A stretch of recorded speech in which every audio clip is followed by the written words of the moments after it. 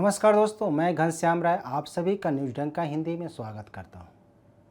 विपक्ष का मोदी सरकार के खिलाफ अविश्वास प्रस्ताव लाना सवालों के घेरे में है। लोग पूछ रहे हैं कि जब विपक्ष को मणिपुर की घटना पर चर्चा करना था तो पीएम मोदी का बयान क्यों? विपक्ष को पहले इस मुद्दे पर चर्चा करना चाहिए था, बाद में अविश्वास प्रस्ताव ला सकता था। लेकिन विपक्ष ने ऐसा न कर यह साबित कर रहा है कि वह हताश और निराश है। जैसा कि एक दिन पहले ही पीएम मोदी ने कहा था कि विपक्ष सत्ता में नहीं लौटना चाहता है। तो दोस्तों, हम मोदी सरकार के खिलाफ लाए गए प्रस्ताव पर बात करेंगे, उसके सभी पहलुओं पर बात करेंगे।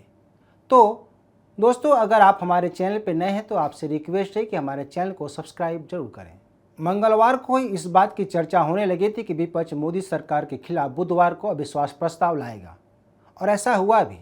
बुधवार को कांग्रेस के नेता गौरव गोगोई ने लोकसभा में अविश्वास प्रस्ताव पेश किया, जिसे लोकसभा अध्यक्ष ओम बिरला ने मंजूर कर लिया और कहा कि जल्द इसके लिए समय और तारीख तय की जाएगी। वैसे माना जा रहा है कि अविश्वास प्रस्ताव पर अगले सप्ताह में चर्चा हो सकती है। वैसे बता दें कि प्रचंड बहुमत वाली मोदी सरकार के खिलाफ यह पहला अविश्वास प्रस्ताव नहीं है। 9 साल में यह दूसरी बार है जब अविश्वास प्रस्ताव लाया गया है। इससे पहले भी विपक्ष ने मोदी सरकार के खिलाफ अविश्वास प्रस्ताव ला चुका है। इससे पहले 20 जुलाई 2018 में विपक्ष ने अविश्वास प्रस्ताव लाया था, लेकिन यह अविश्वास प्रस्ताव गिर गया था। उस समय 325 सांसदों ने इसके खिलाफ और 126 सांसदों ने इसके समर्थन में वोट किया था। अगर हम मौजूदा सरकार की बात करें तो सरकार के पास प्रचंड बहुमत है।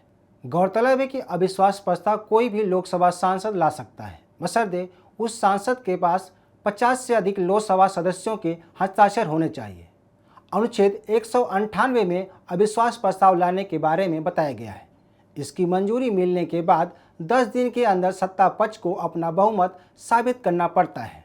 अगर संबंधित पक्ष बहुमत साबित नहीं कर पाता है तो सत्ता में मौजूद पार्टी को अपना इस्तीफा देना पड़ता है।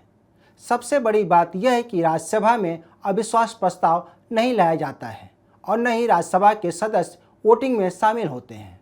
सबसे बड़ी बात यह है कि 2018 में लाए गए अविश्वास प्रस्ताव के बाद पीएम मोदी ने विपक्ष पर जमकर हमला बोला था। पीएम मोदी ने तब कहा था कि मैं शुभकामनाएं देता हूं कि आप अच्छी तैयारी करें और 2023 में एक बार फिर अविश्वास प्रस्ताव लाने का मौका मिले। पीएम मोदी की इस भविष्यवाणी पर विपक्ष ने खूब हंगामा किया था। उनके इस बयान को विपक्षी दलों ने प्रधानमंत्री का अहंकार बताया था, जबकि पीएम मोदी ने इसका जवाब देते हुए कहा था कि ये हमारा समर्पण भाव है। अहंकार का परिणाम है कि आप 400 से 40 पर पहुंच गए। हमारी सेवा भाव की नीति है, इसलिए हम 2 से यहाँ तक पहुँचे हैं। तो इस तरह से कहा जा सकता है कि पीएम मोदी की भविष्यवाणी सच साबित हो गई और 2023 में विपक्ष अविश्वास प्रस्ताव लाने को मजबूर हो गया। अब सवाल यह है कि क्या विपक्ष का यह दांव टिक पाएगा या नहीं, और विपक्ष क्यों ऐसा कर रहा है जहां उसे मुंह की खानी पड़ रही है। बताया जा रहा है कि विपक्ष सत्ता पक्ष पर दबाव बनाना चाहता है, इसलिए विपक्ष चाहता है कि पीएम मोदी मणिपुर के मुद्दे पर सदन में बयान दे। इसलिए विपक्ष ने इस विकल्प को चुना है। हालांकि सत्ता पक्ष के सामने हताश विपक्ष ने जो रास्ता चुना है उसमें उसे ज़्यादा कामयाबी मिलती दिखाई नहीं दे रही है। एक तरह से कहा जा सकता है कि विपक्ष ने मणिपुर का राजनीतिकरण कर दिया है। मणिपुर के मुद्दे के नाम पर विपक्ष ने पीएम मोदी को घेर रहा है। अगर विपक्ष इस मुद्दे पर चर्चा करता तो कई मुद्दों पर सरकार को घेर सकता था, लेकिन अब विपक्ष ने यह मौका खो दिया है। यहाँ सवाल जवाब नहीं किया जा सकता है। वैसे भी पीएम मोदी के भाषण कला के सभी कायल हैं। वे किसी भी मुद्दे को जिस तरह से डाइवर्ट करते हैं किसी को पता नहीं चलता है। इस दौरान पीएम मोदी विपक्ष की बखियां उगेड़ने में कोई कसर नहीं छोड़ने वाले। कहा जा सकता है कि अविश्वास प्रस्ताव से विपक्ष को कुछ भी हासिल नहीं होने वाला है, क्योंकि विपक्ष न तो नंबर गेम में कोई करिश्मा कर सकता है और न ही विपक्ष के पास कोई ऐसा नेता है जो बेहतरीन बोल सकता है। जबकि मोदी सरकार लोकसभा में बेहद मजबूत स्थिति में है। बीजेपी के पास 303 सांसद हैं, जबकि एनडीए की बात करें तो 133 सांसद हैं, जबकि पूरे विपक्ष के पास 142 ही सांसद हैं। इसमें मात्र कांग्रेस के 50 सांसद हैं। बहरहाल अविश्वास प्रस्ताव विपक्ष के लिए एक रणनीति हथियार के रूप में इस्तेमाल किया जा रहा है, जिसमें कितनी सरकारें गिरी तो कितनी बची भी।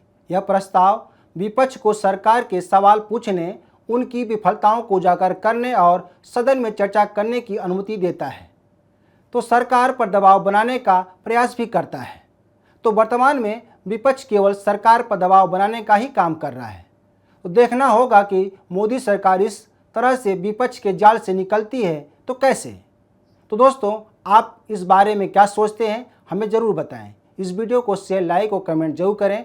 हमारे YouTube चैनल को सब्सक्राइब करना ना भूलें। धन्यवाद।